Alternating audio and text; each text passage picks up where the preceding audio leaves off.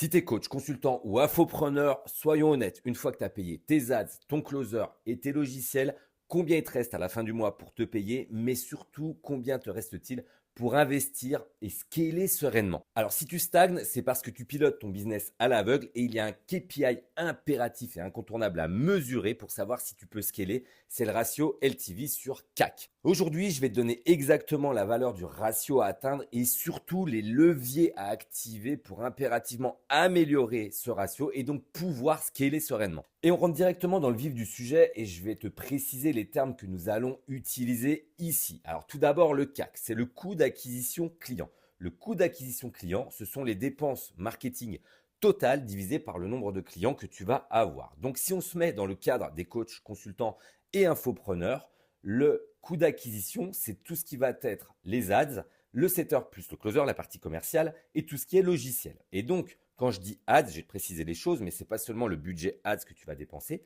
ça va être également le média buyer et également le montage. Le setter closer, en général, un setter c'est 5% sur les ventes réalisées, le closer 10%. Et les logiciels, en moyenne, sur un business, ça peut tourner autour de 500 euros. Et tout ça, on le divise par le nombre de clients. Et donc, je te mets un petit cas pratique pour t'expliquer comment on peut mesurer donc, ce coût d'acquisition. Admettons que les ads, tu aies 3000 d'ads, 1500 de média buyer et 200 montages, que tu aies donc une offre à 3000 euros, 15% de 3000 euros et que tu aies 10 nouveaux clients, tu vas payer 4500 euros de commission à la partie commerciale et donc tu as 500 euros de logiciel. On a donc des frais qui s'élèvent à 9700 euros. Si on a 10 clients, tout simplement, le coût d'acquisition, c'est 9700 divisé par 10, ce qui nous donne 970 euros. Donc, si sur un mois, tu dépenses tout ça pour avoir 10 clients, ton coût d'acquisition client, il est de 970 euros. Ça te coûte 970 euros pour faire entrer une personne au sein de ton accompagnement, de ton offre. Voilà, ça c'est la première chose. Ensuite, donc maintenant qu'on a vu ce qu'était le coût d'acquisition client, on va voir ce que c'est la LTV. La lifetime value, c'est la valeur vie client. C'est qu'est-ce que te rapporte un client sur la durée où il va être dans ton écosystème, dans ton accompagnement. Et de même, dans notre écosystème de coach, consultant, infopreneur, on va avoir différentes offres. Soit tu en as une, soit tu en as plusieurs. On va voir ce qu'il faut faire après. Je vais t'expliquer exactement quel système d'offres il faut avoir. Tu vas avoir du coup une offre, peut-être une offre signature, et derrière, soit des upsells ou des masterminds ou peut-être du profit share, etc. Tu peux même avoir des abonnements mensuels pour faire du suivi ensuite. Et donc, la LTV, c'est ce que va te rapporter ton client. Si tu as une offre à 3000 euros, la valeur vie de ton client, c'est 3000 euros. Si tu as un upsell derrière et qu'il y a 20% des personnes qui prennent ton upsell à 500 euros, tu auras donc 3000 euros plus 20% des 5000 euros. Donc, tu auras une valeur vie client qui sera à 4000 euros. Tout simplement. Et donc, nous, ce que l'on va mesurer, c'est l'indicateur clé. C'est ce qui nous permet de connaître la santé économique de notre business et de savoir si on peut réinvestir pour scaler. Ce ratio, c'est la LTV, donc ce qu'on a ici, divisé par le coût d'acquisition client. Et ce que l'on recherche impérativement dans nos business, si on veut pouvoir scaler, c'est avoir une LTV qui est supérieure au coût d'acquisition client. Et en gros, la différence ici qu'on a entre le coût d'acquisition client et la LTV, toute cette partie-là, en fait, c'est la valeur économique que l'on va pouvoir réinvestir dans le scaling. Mettre plus de budget pub, mettre plus sur les équipes commerciales. Voilà. Ça, c'est vraiment la première chose que l'on va vouloir mesurer pour savoir si on peut donc mettre du gaz dans la machine et scaler. Et donc, comment mesurer la bonne santé de notre business? Il y a 3 niveaux de ratio à exploiter. Ça va parler de soi, j'ai imagé les choses, mais le premier ratio qui te dit que là, tu n'es pas en bonne santé financière, c'est un ratio où LTV divisé par coût d'acquisition client est autour de 1, donc entre 1,5 et 1. Là, il y a danger parce que, en fait, ce que tu gagnes ici, d'accord, te permet seulement de financer ton coût d'acquisition. Ce qui veut dire que tu n'as pas de quoi derrière te payer et tu n'as surtout pas de quoi réinvestir. Alors, dans ces coups de temps-là, qu'est-ce qu'il faut faire? Je vais te dire dans 2 minutes, qu'est-ce qu'il faut activer pour améliorer ce ratio. Quoi qu'il en soit, tu n'as pas la santé économique pour réinvestir. Ensuite, tu as le ratio fragile. Donc, entre 1,5 et 3, tu as un petit peu de cash flow à réinvestir, mais pas assez pour envoyer et scaler de façon exponentielle. Donc, tu vas pouvoir te payer peut-être pas aussi bien que tu le voudrais et tu vas pas pouvoir scaler. De même, il y a des leviers que l'on peut activer pour aller chercher beaucoup plus et pouvoir réinvestir. Et un très bon ratio, et c'est le ratio que l'on vise dans les business en ligne de coaching et consulting, c'est d'avoir un ratio au minimum de 3 sur 1. Ça, c'est un très bon ratio parce que tu peux réinvestir une partie de ce que tu gagnes de nouveau dans de la pub et en plus, tu peux te payer. Et donc, ce que tu vas mettre ici va venir se réinvestir là et avoir un effet bénéfique pour pouvoir faire du coup grandir ton business. Donc, je te fais un cas pratique pour imaginer les choses, pour que tu puisses comprendre comment et pourquoi on mesure ce ratio LTV sur coût d'acquisition. Je te prends deux cas pratiques. Coach numéro 1, d'accord, qui a une offre unique, et coach numéro 2 qui fonctionne en écosystème. On va prendre le cas du coach numéro 1. Il a une offre, une seule, qui va en one shot, une offre high ticket à 3 000 euros. Il a un coût d'acquisition, donc ses pubs plus ses logiciels. Il s'occupe du media buying lui-même. Il en a pour 1 500 euros par mois. Et donc, il a un premier achat et un seul premier achat à 3 000 euros. Il n'a pas d'upsell derrière. Il n'y a pas de modèle d'ascension. Donc, en gros, sa LTV, un client, sur sa durée de vie dans son écosystème, lui rapportera 3 000 euros. Au final, on a un ratio de 2 sur 1 parce qu'il dépense 1 500. Donc, 3 000 divisé par 1 500, on a un ratio de 2 sur 1. Donc, si je regarde ce qu'on avait fait ici, on est sur un ratio qui est donc fragile. Il va être compliqué d'aller réinvestir, mais aussi d'aller se payer derrière. Et donc, pour scaler, ça sera très, très, très linéaire. D'accord? Si on met plus de pub, on va passer plus de temps en vente pour aller chercher plus. Et c'est pas ce que l'on veut.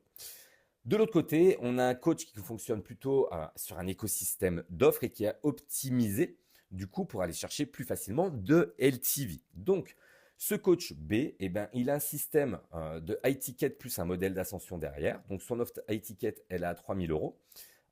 Il a un coût d'acquisition comme l'autre coach qui est à 1 500 euros. J'ai pris les mêmes KPI. Il a un premier achat à 3 000, mais derrière, il a un système d'ascension de back-end avec un mastermind annuel à 6 000 euros. Et en fait, il va convertir 25% des clients qui prennent l'offre à 3 000 euros sur ce mastermind. Du coup, sa LTV, elle va être de 3 000 euros plus les 25% des 6 000 euros. Elle va donc être à 4 500 euros. Et 4 500 euros de LTV divisé par 1 500, ça nous fait un ratio de 3 sur 1. Et donc là, on va pouvoir scaler exponentiellement parce que la LTV, elle va pouvoir financer de façon plus agressive la croissance. Et ça, c'est ce qui fait la différence entre un coach qui va stagner, qui va galérer, et un qui va exploser son marché. Donc, si tu veux pouvoir scaler de ton côté, il faut impérativement maîtriser ce ratio LTV sur coût d'acquisition. Et c'est ce que je vais te montrer dans une seconde sur les leviers qu'il faut impérativement maîtriser, activer pour faire grandir ton business. Une chose très très importante, j'accompagne de nombreux coachs, infopreneurs et consultants à scaler leur activité. Ce sont des choses que l'on traite à chaque fois dans leur business. Si tu souhaites scaler ton activité, tu as un lien dans la description de cette vidéo qui te permettra de regarder si tu es éligible donc à mon accompagnement pour pouvoir scaler ton activité. On passe donc du coup à la partie comment optimiser ton ratio coût d'acquisition LTV, donc LTV coût d'acquisition. Et donc, on a 6 leviers qui vont vraiment impacter tout ça. Et c'est vraiment les plus importants, ce que l'on peut activer en premier. Celui qui est le plus simple à activer, celui que je te montrerai en dernier, là, dans 2 minutes. Alors, d'un côté, les 6 leviers, il va y en avoir 3 sur lesquels on va pouvoir faire baisser le coût d'acquisition et 3 dans lesquels on va pouvoir augmenter la LTV. Pour faire baisser le coût d'acquisition, il faudra être meilleur en marketing. Donc, ce qu'on veut ici, c'est faire un effet de levier sur l'efficacité marketing. Donc, comment baisser le coût d'acquisition? La première chose, en améliorant tes hooks publicitaires. Parce que si on arrive à faire augmenter le CTR, je te prends un exemple de 8%, tu vas baisser derrière ton coût d'acquisition de 8%. Tout simplement. Donc, un meilleur CTR, un meilleur click-through rate sur les publicités te donnera un coût d'acquisition qui sera beaucoup plus bas.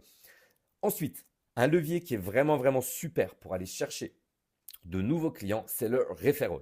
Demande à tes clients actuels, demande aux clients que tu as dans ton écosystème, qui sont dans ton offre, de recommander ton mastermind, ton offre, ton accompagnement à d'autres personnes.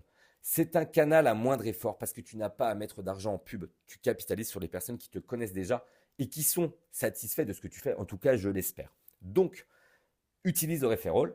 Et ensuite, utilise des leviers d'autorité tels que YouTube ou les podcasts. Pourquoi? Parce que le contenu long, crée la confiance. Le contenu long facilite le closing. C'est prouvé, mais plus les gens vont passer du temps avec toi, plus ils vont avoir la pression de te connaître, mieux ils vont connaître ton offre, plus ils auront confiance en toi et plus il sera facile d'aller les closer derrière, si tant est que ton offre soit très très bonne. Donc ça, c'était comment faire baisser le coût d'acquisition. On a vraiment les 3 leviers ici. On va donc désormais regarder comment augmenter donc la LTV. Il y a 3 nouveaux piliers. Et comment on augmente la LTV? En améliorant l'efficacité produit-service. Et donc, cette LTV, la première façon du coup de l'augmenter, c'est d'avoir un modèle d'ascension et d'avoir un modèle d'offre hybride, de ne pas avoir une seule offre. Et donc, ajoute à ton offre signature, moi je parle souvent d'offre signature pour l'offre principale, ajoute un mastermind, ajoute une offre de continuité. Admettons que ton client, il est payé, je ne sais pas, 3 000 € pour 4 mois d'accompagnement. Propose-lui pour 300 € par mois de rester au sein de l'accompagnement pour pouvoir bénéficier de tes appels de groupe, de pouvoir bénéficier d'un suivi sur Slack. C'est des choses qui sont vraiment, vraiment simples à mettre en place et qui permettent vraiment d'augmenter la LTV. Ce que tu peux faire également, c'est une fois un chiffre d'affaires atteint, proposer de prendre une partie, un pourcentage de son chiffre d'affaires. Et là, tu viens vraiment faire exploser du coup la LTV de ton client. Deuxième chose, baisser la rétention, vraiment le churn. Le churn, en gros, c'est les clients qui sortent de ton écosystème. Donc là, on veut améliorer la rétention. Je vais m'exprimer de façon un peu meilleure. Donc, baisser le churn. L'objectif, c'est d'avoir une meilleure delivery, un meilleur suivi client et vraiment faire un focus sur les résultats qu'ils vont avoir. Parce que plus on garde le client longtemps et plus sa valeur va donc augmenter si tant est qu'on ait une échelle d'ascension derrière. Donc, améliorer la rétention en étant meilleur sur la delivery. Et dernière chose qui est selon moi le levier le plus puissant, le plus simple à mettre en œuvre, le plus efficace, c'est d'augmenter ses prix. C'est le levier le plus simple à mettre en œuvre. Attention, je ne dis pas qu'il faut que tu passes de 3 000 € à 6 000 € dès maintenant, de 6 000 à 12 000, peu importe. Tu augmentes tes prix seulement quand ton taux de closing est trop élevé. Si tu as un taux de closing à 60% sur de l'organique, tu peux te permettre d'aller augmenter tes prix. Si tu as un taux de closing qui vient des ads à 50%, c'est un bon taux de closing, tu peux te permettre d'augmenter tes prix. Et donc, c'est vraiment un levier qui est hyper, hyper puissant pour aller augmenter la LTV et donc améliorer le ratio que l'on mesure depuis le début. Donc, LTV divisé par coût d'acquisition. Donc, ce levier, il est incontournable. Tu dois obligatoirement le prendre en compte pour savoir si tu peux donc réinvestir en pub, te payer plus, scaler ton business de façon sereine. Tu dois pour ça bien respecter les ratios que je t'ai mis ici. Donc, essaye d'être au-dessus de 3.1. Utilise les leviers que je t'ai donnés. Ils marchent très très bien. Quoi qu'il en soit, je le répète, je te l'ai dit tout à l'heure, j'accompagne des coachs, consultants, infopreneurs à scaler leur activité. Si tu sens que tu stagnes et que tu as besoin d'aide, en ce moment, il te suffit de cliquer sur le lien dans la description et je serai la bonne personne pour t'aider à exploser ton scaling. D'ici là, on se retrouve dans une prochaine vidéo où je vais te donner extrêmement de valeur.